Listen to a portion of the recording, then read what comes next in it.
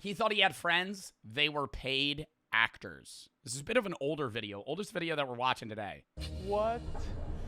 Matt? What is going on? This is Matt. He just found out that all these friends he'd gotten close to over the last couple of weeks were actually paid actors who were part of an elaborate reality TV hoax. It sounds like That would with me so hard. What did he think he was going on, like a Big Brother styled show, but it was all just about him in general? He thought they were also contestants. Isn't that literally just a remake of The Truman Show? This is like IRL. Well, The Truman Show, for those of you that don't know, is a movie with Jim Carrey where the premise is it's a really good movie, by the way. He's basically like, since he was a kid, grown up in a fake household in a fake neighborhood where he's never left his city, which is like really big, but everyone in the city is a paid actor, right? They all are just actors, and they film him from like, you know, the time that he was like 3 years old through adulthood. And the movie's about him like finally figuring out that he's in a simulation. It's a spoiler. It's literally the premise of the movie. It's not really a spoiler. It's the summary of the plot. Is that he's trying to figure out that he's in a simulation. It's a good movie, but I also will say it's like, it took him like 30 years. I'm like, it'd take you 30 years. You never left your city. Like, I understand they were like brainwashing him to a degree, but that's just crazy. This is a lot more easy to pull off. Hey, you're on a reality show. You think everybody's also on the reality show? Turns out you're the only contestant. hoax. It sounds like a pretty mean prank because it was, but my boy Matt ended up getting the last laugh. This image actually became kind of a meme several years ago, but not everyone knows the full story behind it. What would you do if your entire world turned out to be fake? If an army of writers, producers, and actors spent over a year creating TV's most elaborate experiment around you? If they plotted your every move, recorded... I wonder how they chose the guy. Like, do you think they specifically tried to get him because they thought he wouldn't know? There's no way it was a random person. They probably had a high selection process for like who it would be. You think you would figure it out? If you were on like a reality show living in a house, because it's already recorded. So that like removes the why are there cameras? So it's like that part's normal. I feel like I would figure it out at some point. I mean, are they really actors if all they're doing is playing in a game show? They're basically just in the game show. If you're in a if I enter a reality TV thing and I'm like going to the Jersey Shore and everybody around me is a paid actor, like you're still just doing the same shit you do. You're just maybe nicer to me or something. Like, I feel like it's not really Truman Show-esque. ...it 24 hours a day and put it on national television. Well, that's exactly what happened to this guy. This is the Joe Schmo Show, which aired in... Okay, what? Joe Schmo. This is literally just a rip of The Truman Show. I will have to say, the one thing about The Truman Show that's so fucking mind-numbingly stupid is, yes, it has the same vibe as like a 24-hour stream like the Mafia-thon, so people would tune in. But it's just like secret cameras just like recording his whole life and shit. And it's the #1 show in the world. 95% of the show would be boring as fuck. If somebody recorded and live streamed your life at all times, 85% of the time, you're sitting on your phone. You're taking a shit. You're sleeping. Right? Like, and people are like, wow, this is riveting content. Like, I'd rather watch something scripted. What the fuck? And it's not like they put him in the movie. They don't put him through like crazy challenges. He lives like the basic ass white picket fence American dream life. He goes to work, does a boring ass 9 to 5, pies the paper and is like, hey, Frank. And Frank, a paid actor, goes, hey, Truman. It's like, this isn't What's entertaining about this? On Spike TV, a network that was previously known as TNN, and then they later changed it to just Spike, and now it's called the Paramount Network, but at the time it was Spike TV, the first network for men. That was their actual slogan during that time, so you can imagine what kind of content would be on a channel geared towards young men in 2003. Does anybody remember Stripperella? Probably not. Most Stripperella? That was a real cartoon. of the Spike TV content that wasn't reruns of Star Trek was pretty forgettable. But I will always remember the Joe Schmo Show, and here's why. Oh my God, how long did they have the show run on for? Nah, now he's bringing me into it. I was thinking this is like a 2-week show.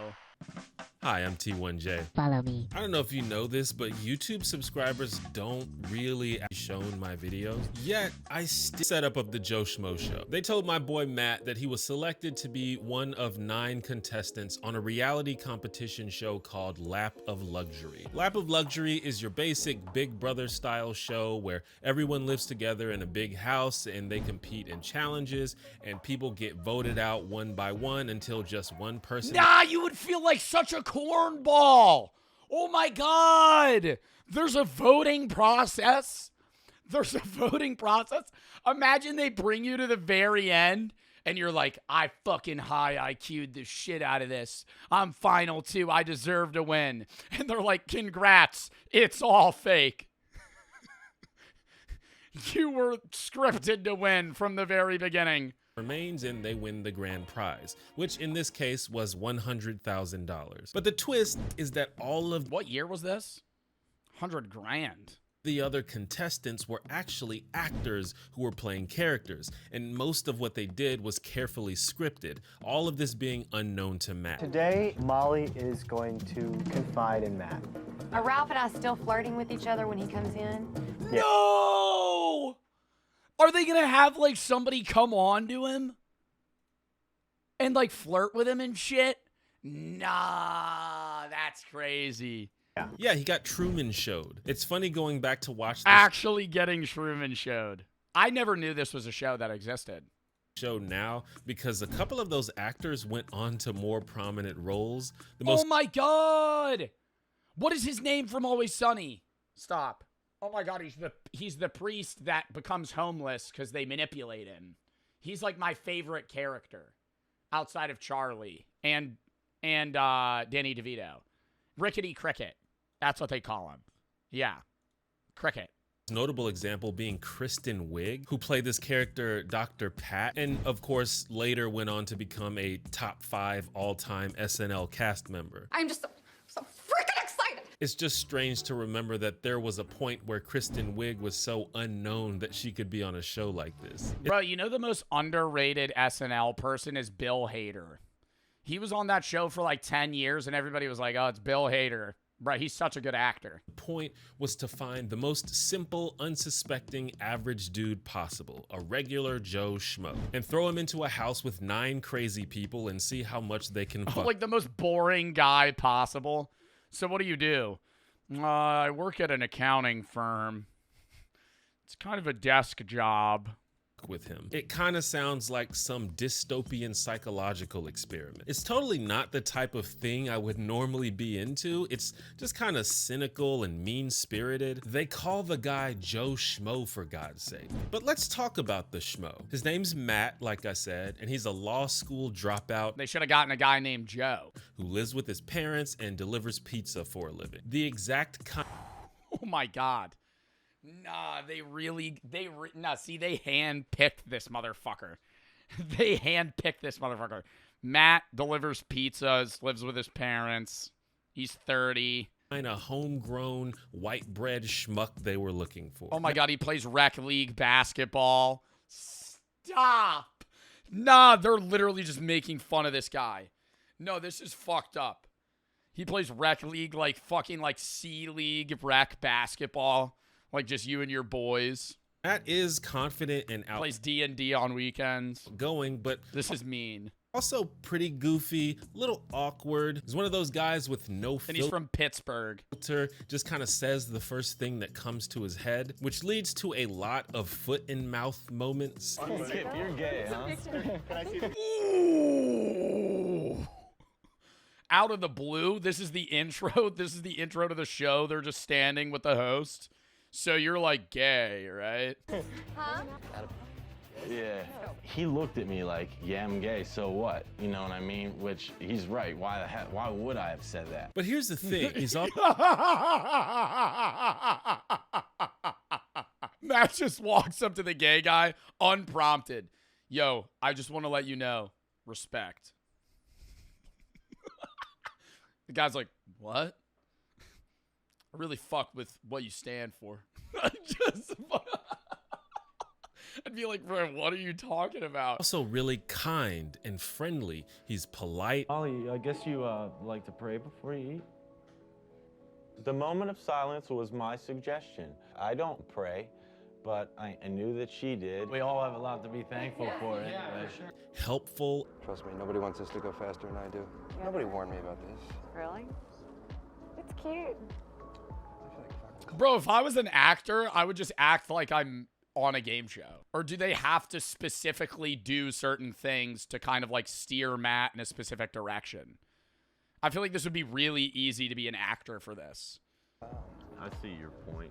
This is my first Yeah, I see big exposure television your gig. point about it. And I don't think it'll have detrimental effects upon your career, really. And respectful. Thank you. I appreciate that. Matt just turned his back out of respect for, you know, this relationship. He turned his back so we could talk. And what is this screen grab? What are they arguing or something? He's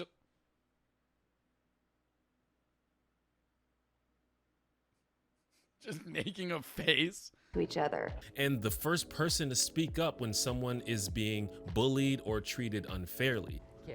What? Dude. If you don't let go, Come on. I'm gonna throw you in the freaking pool every opportunity I get. Don't even say that. You are not throwing him in the pool. I will whoop your ass if you throw him in the pool. You kind of immediately That didn't even really seem like bullying. That seemed like really weird banter. Like kind of cringy almost. like the guy. Hey, dude, I wanted to say, when I said you're gay before, don't get pissed. I think Matt definitely. Don't get pissed, bro. It's not like, no, like, I didn't mean it like that. Or I know, and I'm not into you. I just need to put that out there.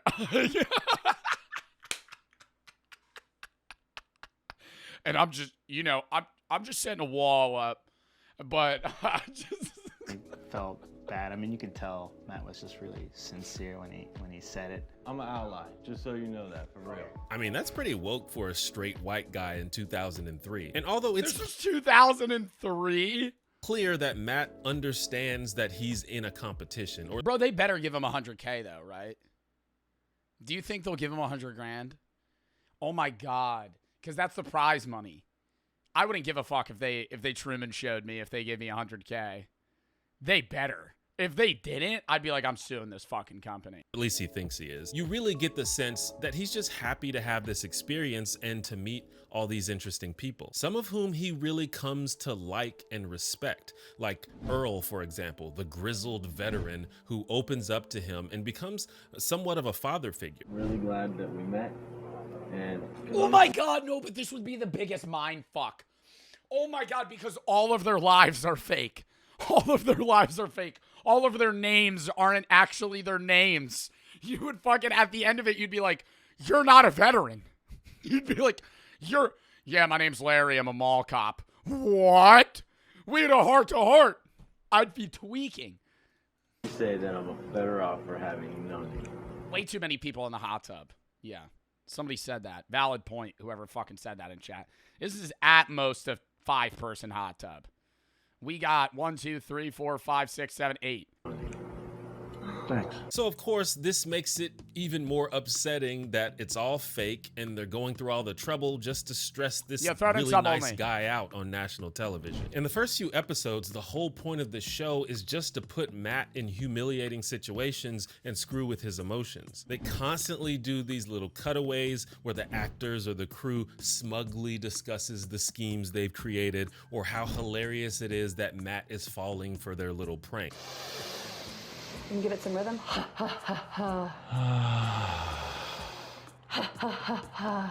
I really wanted him to make noise, like make a sound. I don't know, I just thought it would be funny. I'm sorry, Matt. At 2, Kristen. There's this one scene where Matt is genuinely upset with another housemate named Hutch, who is being an asshole because he's the asshole. It's literally the script. And they show a split screen revealing the rest of the cast and crew just laughing at Matt while he's going through this emotional moment. It's really off-putting to me, but I guess that's the show. So like I said, Matt is not just some goofball. He actually tries to play the game. He strategizes, he forms alliances. He's getting closer. Bro, like, you know how bad this could go, though? What if Matt was, like, not a chill guy? They had to do some background research. What if Matt was, like, cripplingly racist in this game? Like, when he did a confessional, he was like, yeah, I don't like that guy. Like, just fucking said something out of pocket. Like, that could have been bad. With his housemates, but he's definitely there to try and because they wouldn't remove him from the show. Like, in a regular reality show, like Big Brother, that's happened. And they get kicked off. Like, because they try to fist fight somebody.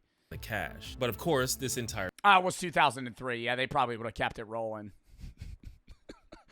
If that happened, they probably would have been like, oh,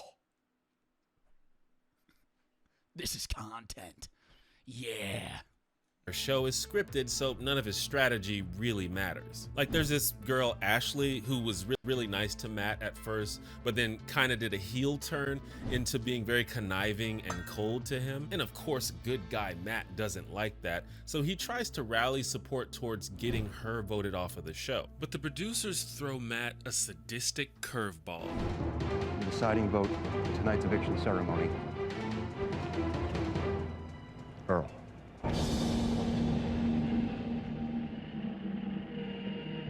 Who's Earl? With 4 votes. Is Earl the veteran? No, is Earl the veteran? Oh my God. You've been cut off from the lap of luxury. It was Why would they do? I feel like immediately there I'd be like, this show's a fucking piece of shit. I like out of nowhere, and didn't really make sense in the story because I feel like that would be the first given, dude. Everybody's talking about these 2 random people and then they just vote off Earl. Everyone appeared to like Earl. It was done purely to fuck with Matt, who had become very close with Earl, or at least he thought he was getting close to Earl. But the creators of this show couldn't predict just how much this elimination would affect Matt.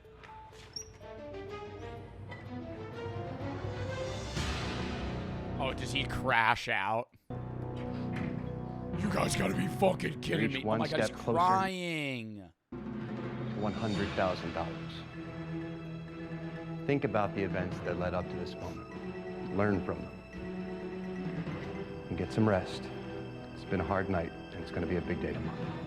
Seeing how sad Earl's eviction made Matt caused almost all of the actors to halfway break character and try to take care of him or cry alongside of him. Yeah, I know, me. I was sad too. Dude, I was sad for real. It's just not worth any amount of money. It's just not. And no one watching will understand. He could just like voluntarily leave the show. That would have scuffed this whole thing. Until you're in the position, you have no idea. But here's the thing.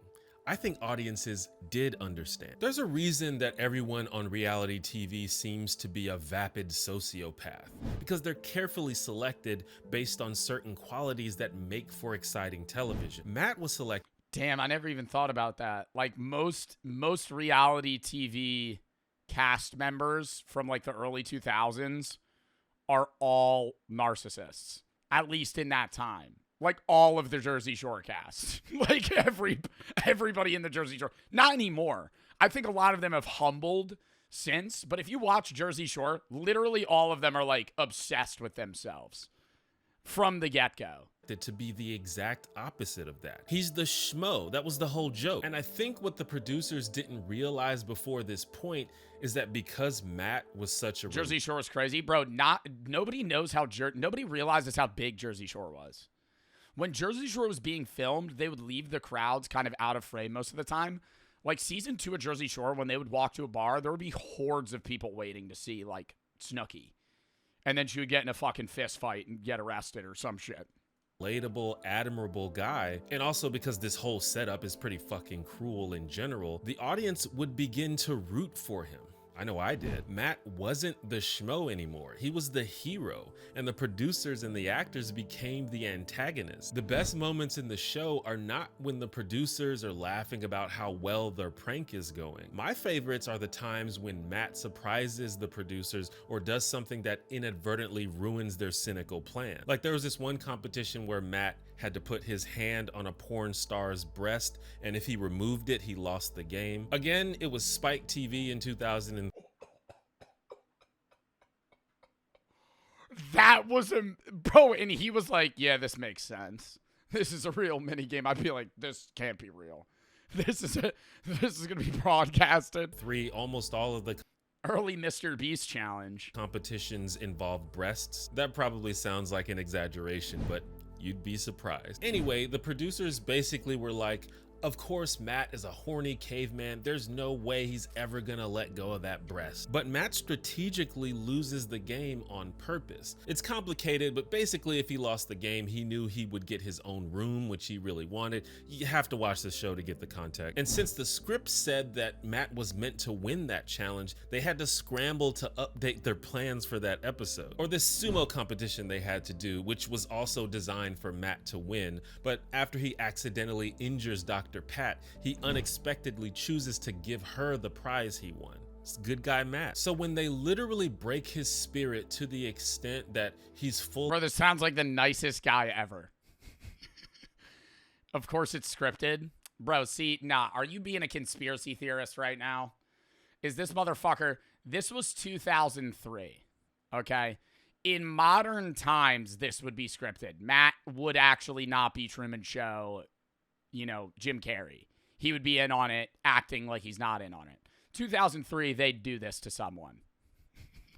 In 2003, they actually conned a guy into thinking he was in a reality show. On bawling on national television. I think it was also a lot easier to trick people then. Would you agree with that? I feel like social media now, I'm not saying people are smarter necessarily. It's just more so like, I think if you tried to do this now, people would pick up on it a lot faster. Even if they had no cell phones. If it was like 2025, they tried to remake Joe Schmo, you'd be like, bro, you're not like, this ain't a real fucking challenge. Even they have to ask themselves, are we the baddies? The actors were sort of second guessing like the whole process of the whole thing. And we were devastated to, you know, hurt him in any way.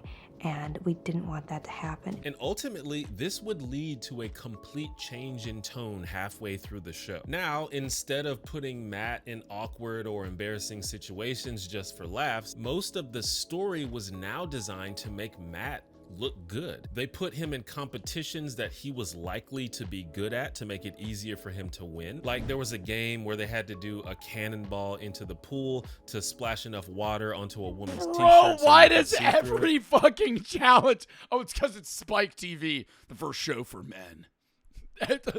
White t-shirt contest. What the fuck? Look, I told you. Literally the Gooner Show. Every challenge has to do with boobs. I'd be like, come on. All right, this is the 5th challenge that has a boob-related goal. Matt was the biggest guy there, clearly rigged in his favor. And like Matt spent some time in law school, so they did a debate competition, which is very subtle. They put him in situations where he had to make a moral choice, but it was extremely obvious what the correct choice was. Both Ashley and Hutch want me to vote Brian off. You know, I know what I have to do. Like, are you gonna betray the closest friend you've made in the house or go along with these two people who have been assholes to you the whole show? But Matt still ends up looking virtuous for making the honorable choice. Even the tone of the behind the scenes commentary shifted dramatically. First day, real. We're gonna get him hooked. God, it's probably so weird near the end, though. I feel like it's easy to be an actor at the start when there's like 9 other actors talking to Matt. When you're the final 3 and Matt's talking to you all day, every day, and you're just like, he's going to try and get to know you, and you're going to make up your life. Like, you're going to make up your job, where you're from, who your friends are, what your passions are, because you're not playing you. Line and sinker, and we can afford to get outrageous later. Just let's absolutely just keep it going. This guy is gonna have the night of his life. Matt was truly now the hero of the Joe Schmo Show. The last big prank of the show was to make Hutch, the undeserving asshole, the ultimate winner of Lap of Luxury, which is pretty funny because he was kind of a cartoon villain on the show, so that would be a super unsatisfying conclusion. But shortly after, they finally revealed the true nature of the show to Matt, which I'll talk about right after I tell you about the annual plan. So, description. Come on, guys, raise your hand if you're an actor as well. Please, I mean, come on. Oh my God, now I gotta rewind. Off the annual plan. So basically, it's a very good time to take advantage of this bundle. Just check out the— Oh my God, no. Stop. Check out— Please, I mean, come on. Let's be honest about this. What? Yeah. I feel like I'd faint. Bro, he was there for like a month. Matt? What is going on? What is going on? There's something we've been meaning to tell you. What's that? Yo, but main character energy though. The main character energy you'd feel though, it'd be slightly embarrassing, but like you think you're just a contestant that lost, you'd be like, wait, this whole show's about me. Wait, this entire show's about— the entire show is about me, all of it. Every aspect. I feel like, and then do you think he immediately started putting pieces together after they told him, like, oh, that makes perfect sense now? Because there has to be some things that he was utterly confused about, like the veteran getting voted off, like off rip, the most likable guy in the show. The only real thing on this reality show is you. Oh my God. So as I mentioned, the prize for— Bro, that's kind of lame as hell though, because then I'd be like, nah, I thought y'all were my friends. This fake reality show was $100,000. And they don't mention throughout the show whether they plan to give Matt that money. I mean, oh my God, do they never say if they give him the money? You kind of assume they're going to. That would be so shitty if they didn't. And they do. I think they better if you Wait, sign— I accidentally rewinded.